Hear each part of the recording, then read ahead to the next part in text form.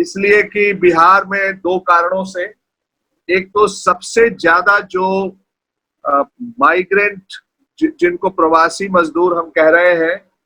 हमारे बिहार के गांव से जो शहरों में गए थे काम करने के लिए, अपनी जिंदगी में बदलाव लाने के लिए, वो बड़ी तादाद में देश के विभिन्न शहरों से वापस लौट रहे हैं और काफी कष्ट और दुख झेलते हुए वो वापस आ रहे हैं। और बंबई से, दिल्ली से ही नहीं, अहमदाबाद से ही नहीं, जयपुर, देश के कोने कोने में बिहार का ग्रामीण मजदूर जाता है काम करने के लिए और विभिन्न तरह के कामों में वो जुड़ा रहता है। और इस तरह से इस कोरोना क्राइसिस के बाद जो लॉकडाउन हुआ, उसमें जो छोटे मझोले कारखाने और बड़े उद्योग धंधे सब बंद हो गए और उनको 2 महीने 1.5 महीने तक बिल्कुल काफी भूखे प्यासे तकलीफें झेलते हुए उन्होंने अपने दिन गुजारे हैं। और फिर पैदल लौटना शुरू कर दिया उन्होंने, और बहुत सारे वीडियो और बहुत सारी कहानियां आ रही है कि कैसे कि एक बिहार की लड़की ने अपने बीमार पिता को अपने साइकिल पर लाद करके 1200 किलोमीटर की यात्रा की। इस तरह की बहुत सारी घटनाएं, कितने लोग रेलों की पटरियों पर कुचल दिए गए, सड़कों पे कुचल दिए गए, और बहुत ही तरह का। और इस पूरे प्रकरण में हमने केंद्र और राज्य सरकार की संवेदनहीनता की पराकाष्ठा देखी कि कैसे ट्रेन नहीं चलाएंगे, ट्रेन चलाएंगे, हम बिहार में नहीं आने देंगे, बिहार में आएंगे तो कैसे आएंगे, ये बहुत सारी बातें हमने सुना। और ये एक संवेदनहीनता थी जिसने कि ये बताया कि अपने ही प्रदेश के वो लोग जो कि बड़ी तादाद में रोजी रोटी कमाने के लिए शहरों में बाहर निकले हैं, संकट की घड़ी में उनका स्वागत करने के बजाय, उनके लिए साधन वापसी का मुहैया कराने के बजाय सरकारें दीवार बन के खड़ी हो गई कि वो हमारे राज्य में आने ना पाए, उनको वही रोक दिया जाए। ये बहुत दिनों तक चलता रहा ये प्रकरण, और किसी किसी तरह से लोग वापस जा रहे हैं और अभी भी बड़ी तकलीफों में हैं और अभी भी बहुत सारे शहरों में रुके हुए हैं। एक दूसरी बात जो समझ में आई वो ये कि ये बात बताई जाती थी कि बिहार से बहुत कम लोगों का माइग्रेशन होता है, लेकिन अभी जो दिखाई दिया उसने ये इस दावे के परखचे उड़ा दिए कि बिहार से केवल 5 से 10 लाख लोग ही माइग्रेट करते हैं, बाहर जाते हैं रोजी रोटी के लिए, बाकी बिहार में सबके लिए साधन उपलब्ध है और लोग बिहार में टिके हुए हैं। ये जो बातें होती रहती थी, और जीडीपी जो है वो बिहार की जो ग्रोथ रेट है वो 10% से 11% तक पहुंच गई है, नया बिहार बन रहा है, इस तरह की जो बातें होती थी, इस पूरे प्रकरण में जो माइग्रेशन का, ये जो लॉकडाउन के बाद जो मजदूरों की वापसी शुरू हुई है, इसमें उसका पर्दा उठा दिया कि बिहार से 5 से 10 लाख नहीं बल्कि 30 लाख तो आ चुके इस समय। और अगर बाकी लोगों के आने का सिलसिला, लोग कहते हैं कि आने का सिलसिला महीनों लगेगा, और इस तरह से लगभग 1 करोड़ लोग हैं जो बिहार के, वो जो विभिन्न स्रोतों से बात पता चल रही है कि 1 करोड़ लोग हैं जो बिहार से रोजी रोटी कमाने के लिए बिहार में संसाधन नहीं होने की वजह से छोड़ के दूसरे शहरों में जाते हैं, और बहुत ही नारकीय जिंदगी, एक एक छोटे छोटे में 12-12, 15-15, 20-20 लोग रह करके, पानी की सुविधा नहीं है, बिजली की सुविधा नहीं है, काम करते हैं तो उनको पगार टाइम से नहीं मिलता है, इन सारी मुश्किलों को झेलते हुए, और उनके बच्चे लाखों की तादाद में है जो कि पढ़ाई करते हैं या जिनका एनरोलमेंट है, जो नहीं है, आउट ऑफ स्कूल है, वो सब के सब वापस लौट रहे हैं। और तकलीफ इस बात की कि वो पैदल वापस लौट रहे हैं, उनके लिए कोई साधन मुहैया नहीं कराया जा सका। तो इसलिए देखा यह जा रहा है कि अगर 1 करोड़ के लगभग या 80 लाख 90 लाख के करीब अगर मजदूर वापस आता है और उसके साथ लाखों बच्चे आते हैं, तो उन बच्चों का क्या होगा? उनके खाने का सवाल, उनकी सुरक्षा का सवाल, उनका इनरोलमेंट कैसे होगा, वो क्या फिर कैसे उनकी पढ़ाई जारी रखी जा सकती है? ये सब बहुत महत्वपूर्ण सवाल है जिन पर हमको चर्चा करने की जरूरत है। वैसे ही हमने देखा कि बिहार में आउट ऑफ स्कूल बच्चों की संख्या बहुत ज्यादा है और ड्रॉप आउट्स भी बहुत होते हैं बिहार के अंदर, और खासतौर से महादलित, दलित, पिछड़े और अल्पसंख्यक लड़कियां सबसे ज्यादा वो ड्रॉप आउट होती है, और आउट ऑफ स्कूल बहुत बड़ी तादाद। और अगर अभी ये माइग्रेंट लोग आए हैं, इनके परिवारों के बच्चे अगर उसमें जोड़ दिए जाएंगे तो एक बहुत बड़ी संख्या बच्चों की है जो कि अब बिहार में आउट ऑफ स्कूल के खाते में चली जाएगी। और जब अगर ये आउट ऑफ स्कूल होंगे तो आप समझ लीजिए कि बड़ा खतरा है कि बाल श्रम बढ़ेगा,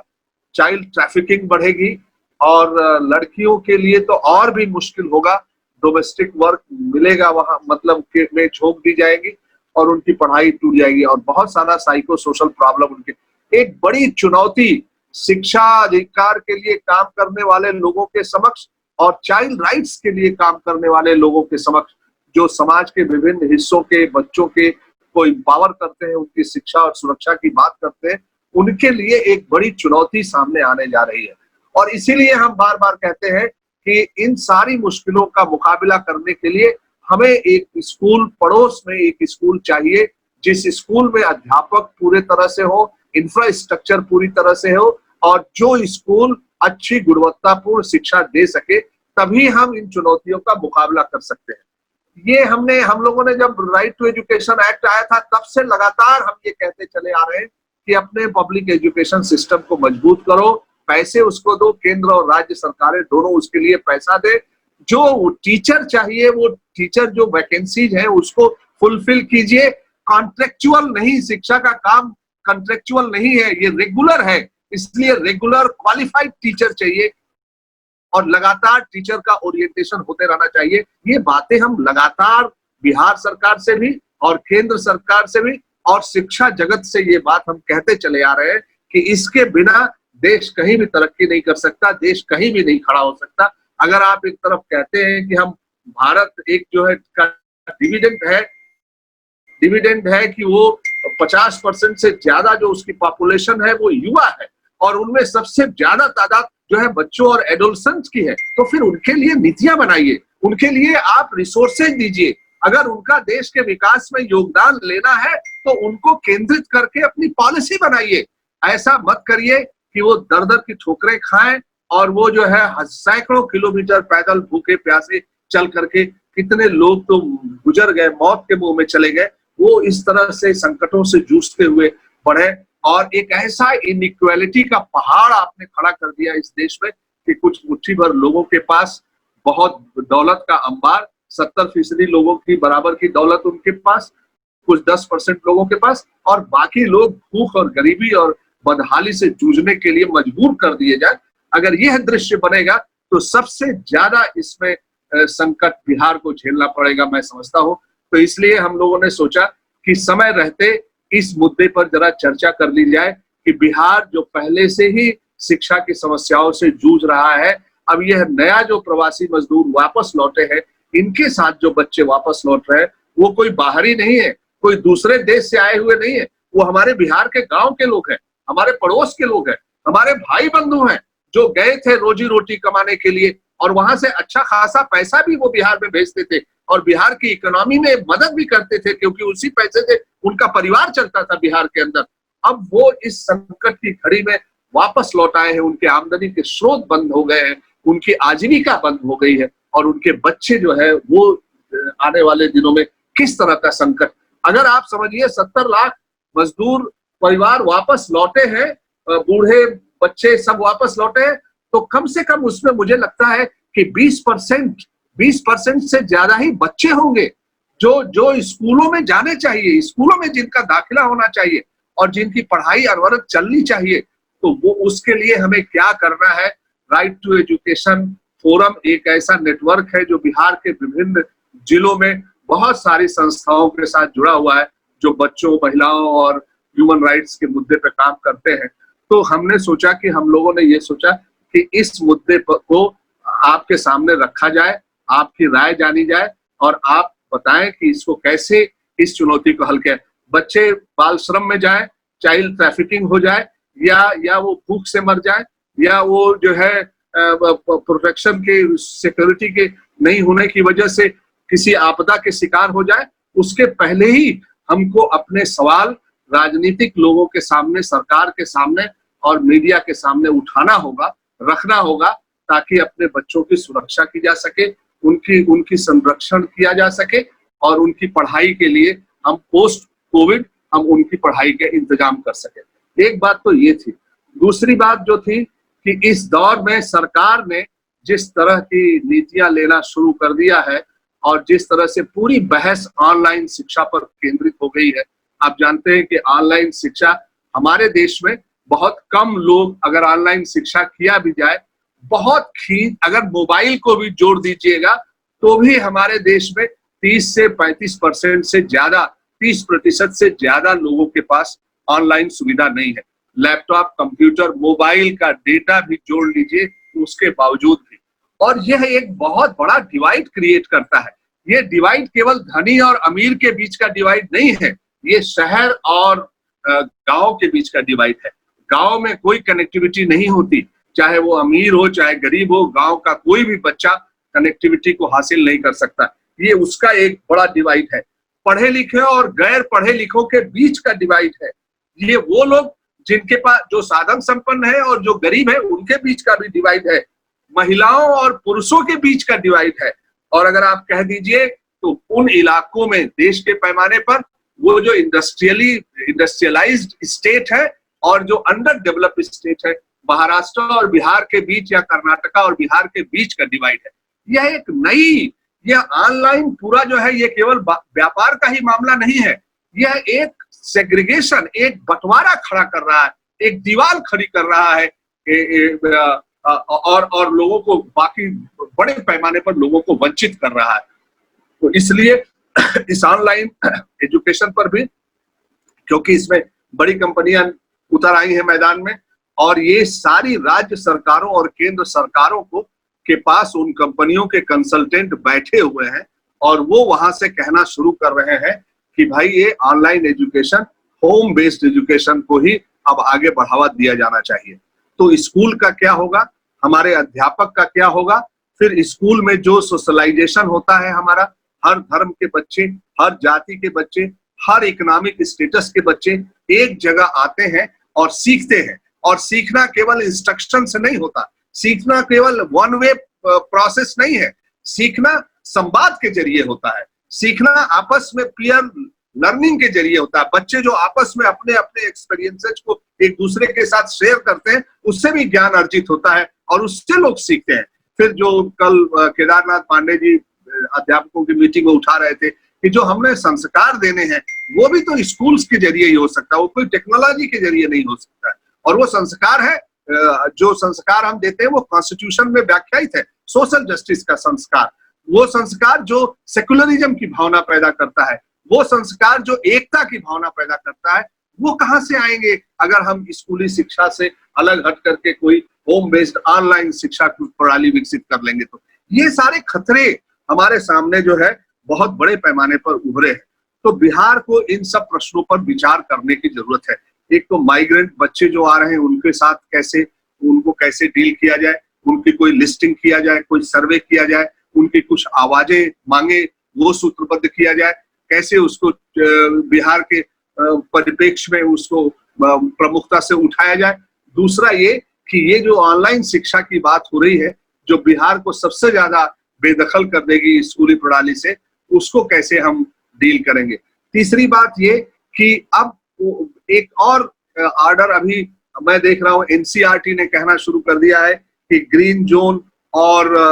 ऑरेंज जोन, ऑरेंज और ग्रीन जोन के जो एरियाज हैं वो वहां स्कूल खोले जाने चाहिए। अब अगर ऐसे परिस्थिति में, जबकि अभी सारे लोग ये कह रहे हैं कि भाई ये बात बिल्कुल सही है कि केवल खाने का सवाल गरीब बच्चों का नहीं है या आपदाग्रस्त बच्चों का नहीं है, उनके बहुत सारे प्रश्न स्कूल के जरिए हल होते हैं। और स्कूल एक बहुत ही उनको एम्पावर करने और संकटों से निकालने का एक बहुत बड़ा जरिया है। लेकिन स्कूल खोले कैसे जाए? जान की कीमत पर स्कूल तो नहीं खोले जा सकते, क्योंकि इस बीमारी का पीक अभी बताते हैं कि जून और जुलाई में आने वाला है। इसलिए हम लोगों ने कहा कि यह लोकलाइज्ड असेसमेंट के जरिए ही हो सकता है। जैसे सिक्किम एक राज्य है, सिक्किम राज्य में एक भी केसेज नहीं है और न तो कोई मौतें हो रही है, वहां स्कूल स्मूथली चल सकते हैं। बहुत सारे इलाके ऐसे हैं जहां पर किसी तरह की संभावना नहीं है और किसी तरह के केसेज नहीं है, वहां डिस्टेंसिंग बना करके फिजिकल वो स्कूल आप चला सकते हैं लोकल टीचर के, लेकिन ये लोकलाइज्ड असेसमेंट के जरिए ही संभव हो सकता है। ये कोई MHRD और NCERT से कोई फरमान चला जाए और हर जगह उसको लागू कर दिया जाए, ये मुझे लगता है कि संभव नहीं है, क्योंकि अभी इस क्राइसिस का, इस महामारी का पीक जो है वो जून और जुलाई में आने की संभावना लोग बता रहे हैं और केसेस बढ़ रहे हैं। तो स्कूल रीओपनिंग पर भी हमको बात करनी है, क्योंकि बिहार में तो बहुत ज्यादा तेजी के साथ बढ़ रहा है और खतरा है बिहार में, क्योंकि बिहार की स्वास्थ्य सेवाएं भी बहुत कमजोर हैं, बहुत लचर हैं। जो क्वारंटाइन में लोग हैं, क्वारंटीन में लोग हैं, उनको खाना तक नहीं मिल रहा है, न्यूट्रिशन फूड तक नहीं मिल रहा है। डॉक्टर्स जो है वो घबराए हुए हैं, क्योंकि उनके पास PPE किट नहीं है, बिहार में बेड नहीं है, बहुत बहुत तरह की समस्याएं बिहार में है स्वास्थ्य के मुद्दे पर। तो ऐसे समय में स्कूल रीओपनिंग के बारे में जो NCERT ने अभी सुझाव MHRD को भेजा है, ग्रीन जोन और ऑरेंज जोन में, कि क्लास 8 से 12वीं तक के, 8वीं से 12वीं तक के बच्चों के स्कूल खोले जा सकते हैं। इस तरह की अगर बातें हो रही है तो हमें ये भी कहना होगा कि लोकलाइज्ड, लोकल लेवल, किसी फरमान के जरिए नहीं, लोकल लेवल पर असेसमेंट किया जाए, स्वयंसेवी संस्थाओं को भी उसमें शामिल किया जाए और इस तरह से ये निर्णय लिया जाए कि उस इलाके में स्कूल चलाए। स्कूल चलने चाहिए, स्कूल का विकल्प कुछ भी नहीं है। ऑनलाइन शिक्षा जो है ये एडिशनल हो सकती है, ये कोई रिप्लेसमेंट नहीं हो सकता है। इन प्रश्नों पर मजबूती से खड़े होते हुए और हमको ये बात उठानी है कि लोकल असेसमेंट के जरिए रीओपनिंग, या जो भी आप समझते हो, जैसा आप समझते हैं, ये 3-4 मुद्दे हैं जिन पे हमको चर्चा करने की जरूरत है। और चौथी बात ये है कि ये जो राइट टू एजुकेशन एक्ट, जो सार्वजनिक स्कूलों को, पब्लिक एजुकेशन सिस्टम को मजबूत करने के लिए, क्योंकि बिहार में आप जानते हैं कि एक कॉमन स्कूल सिस्टम आयोग भी बना था, जिसने इक्विटी को केंद्र में रखकर, समानता को केंद्र में रखकर स्कूली प्रणाली को ठीक करने की बात कही थी, जिसकी अनुशंसा सरकार ने नहीं मानी। अब आज एक बड़ा खतरा आ गया है समानता के खिलाफ, उस पर भी हमें ध्यान देना है और राइट टू एजुकेशन एक्ट को और कैसे प्रभावी ढंग से ले जाया जाए, क्योंकि राइट टू एजुकेशन एक्ट सभी बच्चों को समान शिक्षा का अवसर प्रदान करता है। ये कुछ बातें हैं जिन बातों पर हमें आज यहाँ चर्चा करनी है और ठोस रूप में निर्णय लेना है। और इस समय भी देखिए, काम सभी के चल रहे हैं, ये लॉकडाउन में भी, सारी चीजों के बावजूद भी जो लोग हैं वो अपने मुद्दे उठा रहे हैं। आने वाले दिनों में बिहार के चुनाव होने वाले हैं, नवंबर के महीने में चुनाव होने वाले हैं। पहले हमने ये कहा था कि मौजूदा चुनाव को देखते हुए शिक्षा को एक राजनीतिक मुद्दा बनाने की मजबूत करेंगे। तो अब लेकिन इस परिस्थिति में हम कैसे अपनी रणनीति तैयार करें कि हमारी जो आवाज है वो चुनाव में भी गूंजे और चुनाव में भी शिक्षा एक बड़ा मुद्दा बन जाए, क्योंकि यह करोड़ों बिहार के बच्चों की जिंदगी का सवाल है, उनकी सुरक्षा और शिक्षा का सवाल है। ये इलेक्शन में गूंजना चाहिए और अगर गूंजना है तो उसको कैसे हमें उसकी रणनीति तैयार करनी है, इन्हीं सारे प्रश्नों पर बात करने के लिए यह मीटिंग बुलाई गई है। और मैं समझता हूं कि अगर कुछ मुद्दे इसमें छूट गए होंगे तो हमारे जो बिहार के कन्वीनर या बिहार के और जो भी साथी हैं जिनको एक लंबा अनुभव है कामकाज का, वो लोग इसमें जोड़ेंगे। इसी के बाद साथ अपनी बात मैं समाप्त कर रहा हूं, क्योंकि हमने मीटिंग बहुत लेट से शुरू किया है, तो इसलिए हमें बहुत कम समय में अपनी बातचीत आगे रखनी होगी। बहुत बहुत धन्यवाद।